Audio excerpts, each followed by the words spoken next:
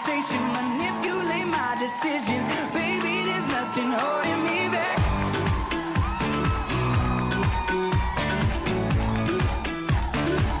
There's nothing holding me back. Olá, boa noite! Tudo bem com vocês? Estamos ao vivo, como vocês podem notar, eu cheguei de viagem, entrei correndo, mas cheguei a tempo porque hoje programar. Hoje, aliás, o meu convidado é sempre muito polêmico e hoje, com certeza, o programa não vai passar desapercebido. Ele, que é capitão do Exército, há 26 anos, ele é deputado federal. A gente falei, 26 anos é muito tempo, né? Pelo Rio de Janeiro, pai de 5 filhos, alguns gatos, inclusive, idealista, excêntrico e muito polêmico. Todo mundo já sabe de quem eu estou falando? De quem eu estou falando? Estou falando de quem? Jair Bolsonaro. Hoje, aqui no nosso quadro, olha aqui, palavra-chave. Hoje eu pego ele, hein? E como sempre, Bolsonaro fala muito e fala bem. Ele vai dizer tudo o que pensa, tenho certeza que vai causar. Roda aí o programa de hoje. Jair Bolsonaro é sinônimo de polêmica. Direitos humanos é o cacete!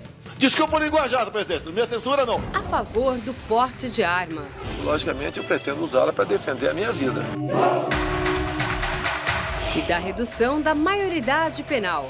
Buscar a redução da maioridade penal e não defender esses marginais como se fossem excluídos da sociedade. Não são excluídos, são vagabundos, que devem ter um tratamento adequado. O que ele tem a dizer sobre a candidatura à presidência? O que o Brasil precisa é de hierarquia e disciplina, porque sem isso jamais você terá ordem e progresso.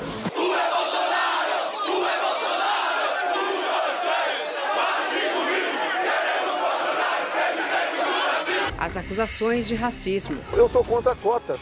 Qual a diferença minha para o afrodescendente do afrodescendente para comigo? Nenhuma, somos iguais. Até a resposta a uma famosa capa de revista. Gostaram do Photoshop da revista Veja? Que bacana, hein? Página 45. Eu sou um oficial bunda suja, como escrito aqui, porque não galguei postos na carreira. Saí do exército com 33 anos de idade por ter tomado posse na função de vereador. Queria que com 33 anos de idade eu fosse coronel ou general, e os outros militares que não galgaram os postos ao generalato são bunda suja também? Hoje o quadro Palavra-Chave vai dar o que falar. Então vamos falar com ele. Boa noite, Bolsonaro. Tudo bem, querido? Bem-vindo. Muito obrigado pela oportunidade. Eu posso dizer uma coisa, aqui tudo começou. Não é? Não é verdade? Olha, eu quero agradecer a presença, eu imagino que você está super ocupado, inclusive hoje parece sair uma pesquisa falando bem, né? Dizendo aqui, ó, estava vendo aqui que você teria 16% das intenções de voto entre o público geral. Você viu essa pesquisa? O Datafolha está atrasado já, o Paraná Pesquisas já está um pouquinho na frente dos números. Mas tudo falaram bem. que, ó, mas que subia para 21% quando consideraram apenas os evangélicos. Você sabia disso? A gente acompanha as pesquisas, né? A estratificada. Está muito bem entre os jovens, 16 e 24 anos também. E a gente estuda as pesquisas, né? Apesar de não ser muito confiáveis, como devemos proceder, onde erramos, porque nós erramos e devemos nos aperfeiçoar para atingir um objetivo. Mas te digo uma coisa, Luciana, eu não tenho obsessão pelo poder. Se vier a acontecer, isso seria, então, no meu entender, vontade de Deus. Mas você não disse uma vez que tinha até pesadelo de acordar presidente, uma coisa? Eu até vi uma coisa que você falou. Olha, eu estou assim. vendo uma garotada aqui, né? Vocês têm um grande futuro pela frente. Eu já tenho mais de 60, eu já estou no lucro. Então, alguém tem que tentar mudar esse Brasil. E eu resolvi, há 3 anos, me colocar à disposição ou como uma alternativa por ocasião das eleições do ano que vem. Realmente, você tem que ter pesadelo, Luciano. O Brasil tem tantos problemas que é difícil a gente falar por onde começaríamos caso chegássemos lá. Difícil mesmo. Realmente tá ruim o negócio. Mas vamos lá.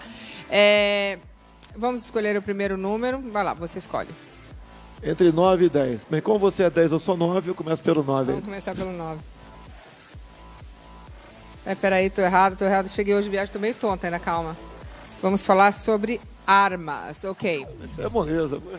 É moleza, mais ou menos, né? Bom, Jair Bolsonaro é a favor do porte de armas. Eu sei que ele sempre defendeu essa ideia. Eu quero entender um pouquinho mais como que funciona isso na cabeça do Jair. Coloca aí.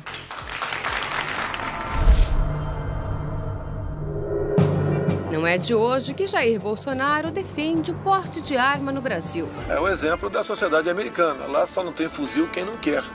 E o número de mortes por 100 mil habitantes é 10 vezes menor do que acontece no Brasil. O deputado, que já foi assaltado, diz que se sente mais seguro se estiver armado. Em um vídeo, ele parabeniza as mulheres e brinca. Parabéns a todas as mulheres do Brasil, porque eu defendo a posse de arma de fogo para todos, né? Inclusive vocês, obviamente, as mulheres. Que nós temos que acabar com o mimimi, acabar com essa história de feminicídio. Que daí com arma na cintura vai ter homicídio, tá ok? E afirma que por ser capitão do Exército tem controle emocional para poder portar uma arma. Talvez pela minha formação e me sentir, de certa forma, com garantia ao lado dessa arma. Eu poderia, inclusive, interferir caso terceiros venham sofrer um ato de violência ou ter sua vida arriscada por parte de um meliante. Em outras declarações polêmicas, defende a tortura a criminosos. O senhor acha, então, que a gente resolve a guerra com guerra? Você não tem como combater certas coisas com paz e amor. Eu prefiro, se eu fosse chefe do executivo um dia, Tami, tivesse que gastar dinheiro, eu prefiro gastar com escolas do que com cadeia. Mas só um minuto. Eu prefiro a cadeia cheia de bandido do que o cemitério cheio de inocente. E quer reduzir a maioridade penal no país.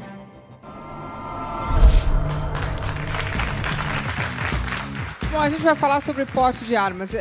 Você, claro, militar, tem, assim, controle de uma arma. E a pessoa normal, um cidadão? Eu te perguntaria, e os bandidos, tem algum curso, tem algum controle para portar arma? Hoje em dia, no Brasil, só está desarmado o cidadão de bem. Tá, mas por exemplo, como é que você poderia fazer frente a uma injusta agressão de uma pessoa como eu? Com arma de fogo. Mas, por exemplo, você acha que se eu estivesse armada, você acha que eu poderia me defender bem? Não há a menor dúvida. Outra coisa, você vai estar armada se quiser. O que eu defendo é a posse de arma de fogo para todo cidadão de bem no primeiro momento. Mas como é que a pessoa poderia ter esse porte? Tem que fazer um curso? Simples, como é que é? Alguns testes, um psicológico simples, e ganharia um porte definitivo. Olha só. Há pouco tempo, você comprava a tua arma na Mesbla, sem qualquer burocracia. A Mesbla faz tempo, hein? Não faz muito tempo, não. Nos anos 70, 80, você fazia isso aí. O Estatuto do Desarmamento para cá, que isso foi dificultado. E a violência só aumentou. Isso é um dado estatístico que ninguém pode negar. O que faz um homem respeitar o outro é a possibilidade de ter uma reação. A partir do momento que a arma de fogo... Não é punição? Não é a lei? Não, mas que punição você não tem, Luciana, você não tem direito no Brasil atualmente nem a legítima defesa. Olha o caso do cunhado da Ana Hickman. Ele vai para o tribunal de júri. Ele impediu que 3 pessoas fossem assassinadas e ele vai para o tribunal de júri. Não temos no Brasil sequer o direito à legítima defesa. Então a posse de arma de fogo é uma maneira de você ter paz dentro da sua casa. Tá, mas se ele tivesse com uma arma ali, ele também agora estaria mais enrolado ainda, né? Eu não estou dizendo que é certo não, hein? Mas se ele tivesse com uma arma, e se ele já matou, se ele atirou no outro, com a arma do outro, e já foi para o tribunal, imagina se a arma fosse dele. Nós temos que mudar o Código Penal no tocante a isso aí, né? Ele está sendo acusado por excesso. Como ele deu 2 tiros no marginal que invadiu o quarto de hotel, que equivale à residência. Claro, tá certíssimo, é a sua propriedade privada e ali é sagrada. Lamentavelmente, o MP de São Paulo é um desembargador, né? Lamentavelmente, ele colocou o cunhado da Ana Hickman no banco dos réus. Eu faço um apelo aqui, se você, porventura, vier compor o júri, absolva-o. É claro. Absolva, e ponto final. Não seja levado para o promotor que, porventura, queira, a qualquer custo, condenar. Deixa eu te perguntar uma coisa. Não tem como não comentar o que aconteceu em Goiás, né? Em Goiânia, um menininho que pegou a arma da mãe, que era PM, que era policial, e atirou no colégio e matou 2 coleguinhas, né? E feriu alguns. Isso aí realmente também não retrata o quanto é perigoso um pai, uma mãe ter uma arma em casa? Esse garoto podia ter pego as chaves do carro do pai ou da mãe e passado por cima de uma dezena de pessoas também. Poderia ser uma arma branca, poderia ser um instrumento outro qualquer que levasse à morte. Como faz para proteger esse caso, para que não aconteça isso? É um fato isolado, Luciana, que ainda está sob investigação. Seria prematuro ou leviano da minha parte emitir minha opinião agora. Agora, gente, em especial de esquerda, já politizam o fato, querendo partir para que o policial só possa usar arma durante o serviço. fora do serviço, deixar a arma nos quartéis. Não tem cabimento. Claro que não. Isso que eles querem fazer. Concordo com você. E no caso da diminuição da maioridade penal, como que você vê isso, para quantos anos? É uma necessidade. Eu proponho 16, porque 14 você não vai aprovar. Tem gente, como por exemplo o deputado Alberto Fraga, propõe 14 anos. E a gente conversa, não tem como aprovar. Então a gente briga por 16. E mesmo assim, Luciana, nós aprovamos 16 na Câmara e está parado no Senado para alguns tipos de crime, como crime hediondo, lesão corporal seguida de morte, sequestro, estupro. No resto, furto, roubo, continua sendo punido à luz do ECA. E o ECA não pune ninguém. Pergunta, se ele pode ser punido por um assassinato aos 16 anos, ele pode comprar uma arma de fogo? Não, no caso, a legislação, por exemplo, um presidente da República pode propor leis, né? Eu proporia a posse de arma de fogo a partir de 21 anos de idade. 16 ou 18 está um pouco cedo ainda. Assim como, por exemplo, se você quiser vir candidato ao Senado, você tem que ter 35 anos de idade. Deputado federal, 21. Arma de fogo, 21, no meu entender, seria uma boa idade. Ok. Pode escolher mais um nome, Bolsonaro? 9 mais 1, 1. Número 1. Vamos lá, vamos ver se eu acerto agora. Vamos falar sobre o regime militar. Ih, agora vem. Durante o discurso, Jair Bolsonaro teria elogiado o regime militar. Causou. Vamos relembrar esse momento. Coloca aí. Jair Bolsonaro foi muito criticado durante o processo de impeachment de Dilma Rousseff. Pela memória do coronel Carlos Alberto Brilhante Ustra, o pavor de Dilma Rousseff. Ao votar contra a presidente, ele citou o coronel Carlos Alberto Brilhante Ustra, torturador na época da ditadura militar. A homenagem lhe rendeu muitas críticas, mas Bolsonaro não voltou atrás. Parlamentares, famosos e até anônimos se manifestaram nas redes sociais contra o deputado. Em entrevista, ele revela qual regime prefere. O período militar foi apelidado de ditadura. Você pode ver. Você tinha completa liberdade para ir e vir, para fazer o que bem entendesse aqui em nosso país. Mas deixa claro que é a favor da ditadura militar. Sempre costumo dizer para a garotada que está nos ouvindo aqui, tem dúvida? Pergunta com o teu pai, para o teu avô, como foi aquele momento. Aquela época foi uma época de pleno emprego, de segurança, de respeito. E aí, deputado, o senhor mantém a opinião? Tem opinião? Olha, eu vou responder isso daí com o primeiro parágrafo do editorial de Roberto Marinho, de 7 de outubro de 84. Ou seja, o presidente Figueiredo já estava indo embora. Começa Roberto Marinho.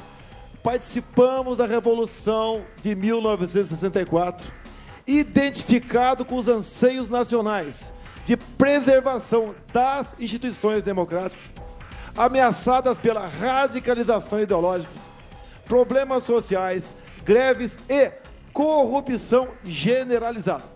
Respondi por Roberto Marinho o que foi aquele período. Essa esquerdalha aqui, que ainda está aí, infiltrada no governo, queria a ditadura do proletariado. Recomendo a leitura do livro A Verdade Sufocada, de Carlos Alberto Brilhante Ustra. E vamos botar um ponto final nessa questão. Se fosse tão ruim assim, Luciana, o teu pai, o teu avô, teria dito para você que aquele período foi terrível. E não foi assim. Tínhamos realmente plena liberdade, respeito. A família tinha o seu valor. Criança era respeitada em sala de aula, não recebia essa carga de homoafetividade, de sexo, sei lá o que for, em sala de aula. Vivemos um outro período. Tem uma prova que estudei naquele período. Passei nos concursos mais difíceis do Brasil. Tá bom, depois a gente deixa essa história das crianças no colégio, mas voltando, você quer ser eleito por um regime democrático. Como é que você quer a volta do regime militar? Mas quem falou que eu quero a volta disso, daquilo? Você disse que eu estou mostrando o que foi aquele período. Então você está falando para trás. Exatamente. Para frente, não. Não é o que a esquerda prega. Se fosse tão ruim assim, Luciana, eu não sei se você deve ter tios mais velhos que você, né? Eles contariam que aquele período tinha sido ruim. E não contam isso. Não, o que nós queremos é os valores daquelas épocas. Então você não quer que volte o regime militar, até porque você está querendo ser... Mas pode voltar elegendo, quem sabe, um capitão do exército para presidente o ano que vem. Mas como agora, seria são isso? Os valores que nós queremos. O Brasil cresceu naquele momento. Queremos que o Brasil Passamos a 49ª para a 8ª economia do mundo. A própria revista Veja, que me critica, sabe quando ela foi criada? Em 1968. A TV Globo mesmo, 1965. A própria Comunicações, né, basicamente cresceu e muito naquele período. Nós não seríamos nada se não fosse a infraestrutura daquele período militar. Fale as coisas boas. Agora, algumas coisas ruins aconteceram, sim, mas não nesse nível que colocam na mídia hoje em dia. Você disse que algumas minorias não gostariam que você fosse eleito. Quem seriam essas minorias? A minoria ativista, né? Dos movimentos ativistas. Isso daí, LGBT, movimentos afros, essas minorias que vivem... Movimento afro não é minoria, né? Porque o Brasil, Oi? movimento não, afro... o ativismo dentro da minoria. Entendi. Tá, ok? Eu mesmo tenho um montão de amigos negros que são revoltados com esse tipo de política que se fazem. Até me rotulam de racista, né? Eles não têm do que me acusar. Me chamem de corrupto. Não conseguem fazer isso aí, daí fica inventando. Sexista, machista, xenófobo, misógino, essas coisas todas aí. Entendi. Agora, você disse que vai colocar ordem e progresso. Aliás, combina com a nossa bandeira. A ordem como é que é? Olha, sem hierarquia e disciplina... Estamos precisando de ordem. Sem hierarquia e disciplina, não existe ordem e progresso. Nós temos que dar uma arrumada na administração pública. Nós temos que separar o poder legislativo do executivo. Exato. Enquanto estiver juntinhos ali, como gêmeos, chifópagos, vai continuar acontecendo o que nós vemos hoje em dia. Porque a ineficiência do Estado e a corrupção vem das indicações políticas. Nós temos que ter, em cada ministério, uma pessoa qualificada e habilitada para exercer aquela função. Exato. E não dá para esse ou aquele ministério. Daí dizem que eu não governaria se agisse dessa maneira. Olha, meu Deus do céu, se é para fazer a mesma coisa, votem em outro, que não farei a mesma coisa caso eu chegue Essa lá. é a ordem e o progresso. O progresso vem em cima disso. Você, sem educação, você não chega a lugar nenhum. O que se ensina hoje nas escolas? Lamentavelmente, o nosso currículo escolar é sofrível. O professor e a professora não tem como mais exercer a sua autoridade em sala de aula. Você pega a molecada de 15 anos de idade, 70% não sabe tabuada, não sabe a regra do 3. Espera o quê dessa juventude? Tá difícil mesmo. Agora, voltando ao regime militar, eu acho que o que as pessoas criticam muito, que pegam para Cristo, que a gente diga assim, o que está errado, eles falam muito da tortura, que eu sei que na época, eu estava fazendo um estudo, tortura não era crime, podia fazer, né, lá o tipo de tortura, não é que podia, mas não era recriminado da forma que a gente vê hoje. Ok, que era errado, era errado. As pessoas falam muito disso e falam também da censura, porque obviamente, imagina se nós estivéssemos fazendo um programa agora e estivéssemos sendo censurados, não poderíamos estar aqui falando ao vivo, por exemplo, né? De política, não poderíamos estar aqui. Tortura nunca foi uma política de Estado. O pessoal que era preso, a grande maioria, eram bandidos. Treinavam em Cuba, treinavam na China comunista, na Coreia do Norte.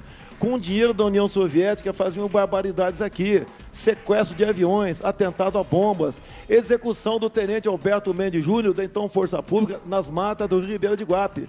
Ou seja, quando são presos, se vitimizam, passam por pobres coitados. Hoje em dia é a mesma coisa. Você prende um bandido, a primeira coisa que ele faz quando vai atrás das grades, já começa a falar em Deus. Sai de lá, não fala mais em Deus. Esse pessoal sempre fez a mesma coisa. O que eles queriam implementar aqui, como já disse Gabeira, como já disse Eduardo Jorge e tantos outros, era a ditadura do proletariado. Esse pessoal nunca teve amor ou respeito à democracia ou à liberdade. E a liberdade de expressão? Liberdade de expressão, olha... Censura. Olha, naquele tempo, por exemplo, antes até desse tempo, você não podia ir à praia de biquíni. Não. Até que um tempo você passou aí. Mas, por exemplo... Certas coisas, com o tempo, vão acontecendo. Disco tinha que ser aprovado. Hoje em dia, quando se fala em censura, teatro. vamos trazer essas exposições, como nós vimos aqui, patrocinado pelo Santander, em Porto Alegre, para dentro da sala de aula... Ou isso que nós vimos aqui no museu aqui em São Paulo, para dentro da sala de aula, tem que ter uma... Mas quem vai definir? Vai ter uma pessoa lá definindo se a gente pode ou não pode falar? Mas daí, a própria sociedade define isso. Então. Você não pode, certas coisas, dizer que não pode ter censura. Você talvez a pessoa assista aí, uma cena de nudez de madrugada na televisão. Certo.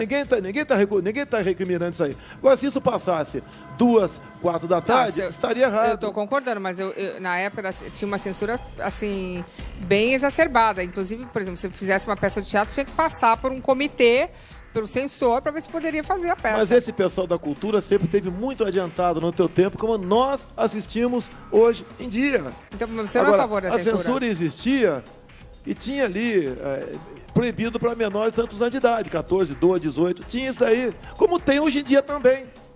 Agora, a imprensa Calma, foi mas a muito censura era livre mais- naquele tudo- momento. Hã? Olha, muitas vezes uma matéria, de acordo com o dono daquele espaço do jornal, não poderia sair, porque uma palavra-chave ali poderia determinar a execução de alguém que tivesse sido sequestrado e estivesse sendo mantido em cativeiro por parte da esquerda. Isso acontecia. Tanto é que você pegar as matérias censuradas daquela época, você vai ver que vai chegar à conclusão que era muito mais em função de quem era o editorialista do que a matéria em si. Entendi. E muitas vezes falavam que hoje vão publicar uma receita de bolo na capa do jornal só para sacanear os militares. Faziam isso aí e isso é comprovado hoje em dia.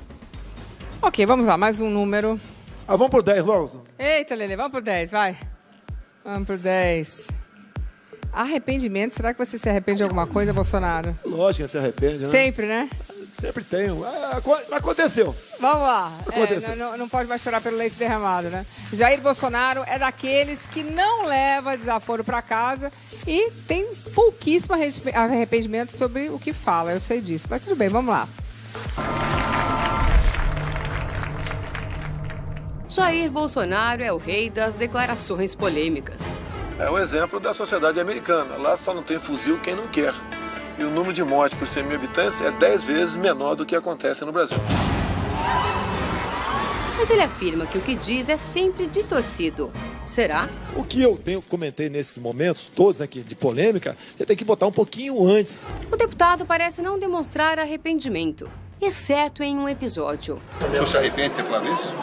Foi um momento de explosão. Se você fosse hoje o presidente da República, você fecharia o Congresso Nacional? Não há a menor dúvida, daria golpe no mesmo dia. Ele revela que a maturidade o fez rever alguns conceitos. Com relação à deputada Maria do Rosário, Bolsonaro é enfático. O senhor se arrepende de ter declarado isso? Negativo, eu estava defendendo as mulheres vítimas de estupro. Ela estava defendendo um estuprador. Recentemente, o padre Júlio Lancelotti fez duras acusações contra Jair Bolsonaro.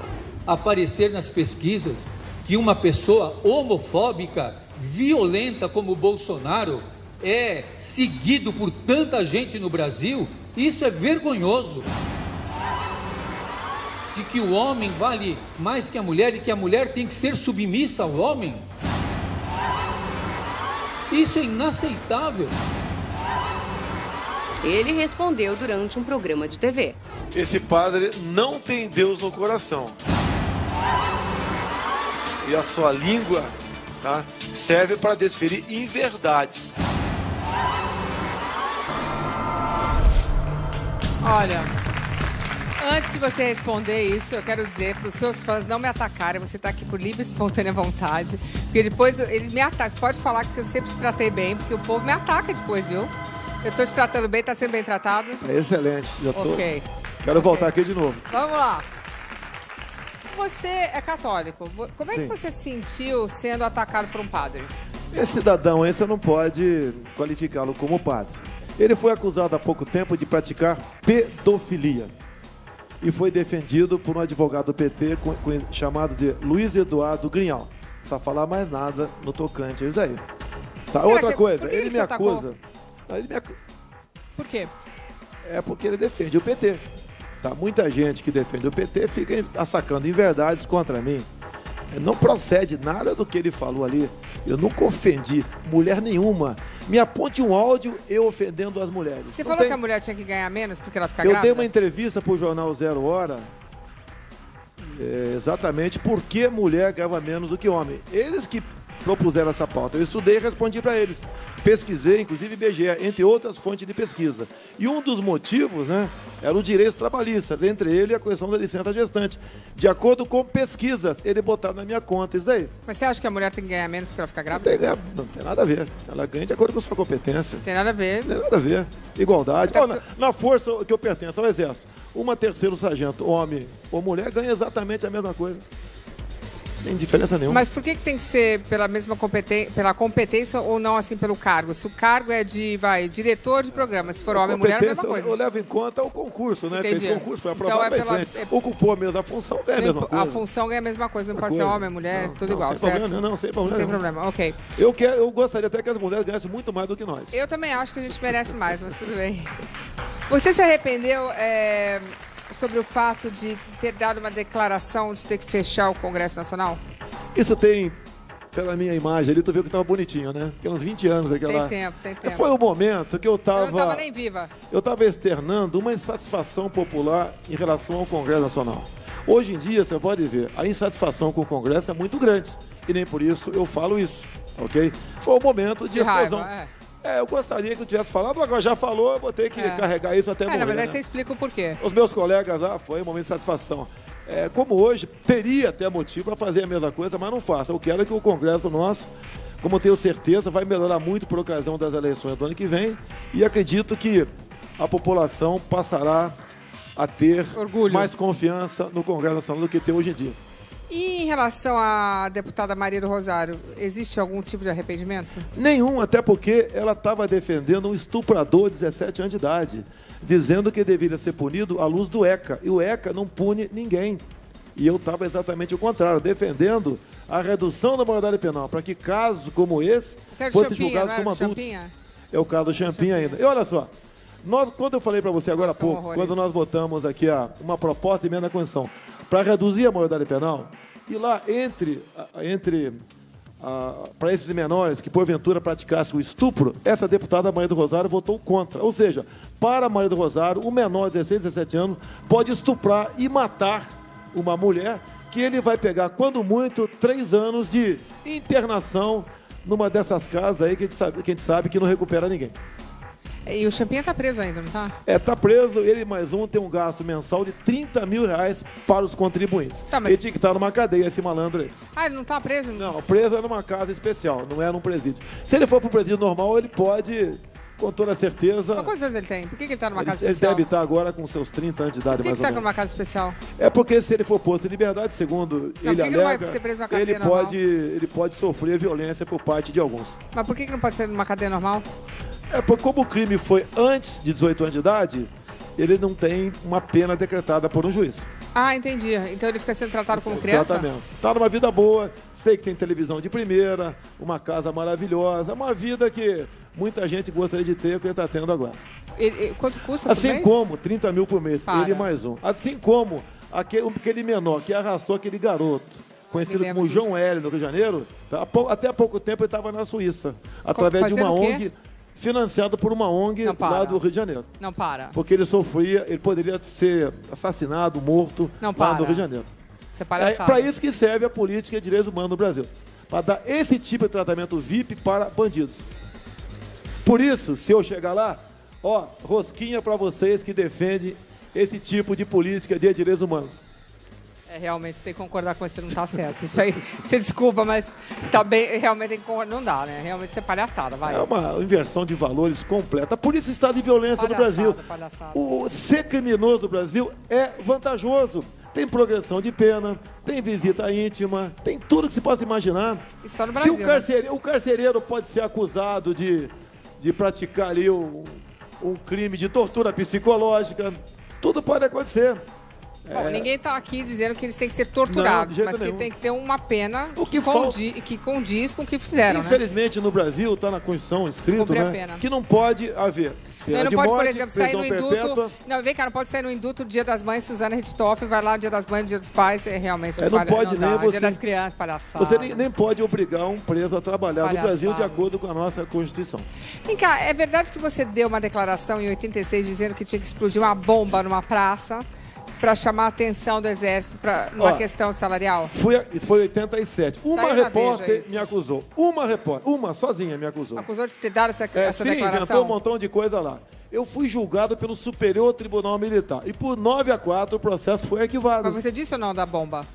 Ela inventou essa história. Eu conhecia Cássia Maria Rodrigues. Tive uma meia dúzia de vezes com ela e muita coisa eu falei sobre questão salarial, falei sim, a conhecia. Ela foi no quartel onde eu servia no Rio de Janeiro e ela resolveu publicar aquilo da cabeça dela. Como há poucas semanas a revista Veja publicou uma matéria também, onde eu teria convidado o senhor Paulo Roberto Costa, condenado a 12 anos pelo Petrolão, para ser candidato pelo meu partido no Rio de Janeiro. Vai falar sobre isso. Esses absurdos aí que a imprensa joga e depois eu tenho que ficar me explicando a vida toda. Próximo, vamos lá. Próximo número. A minha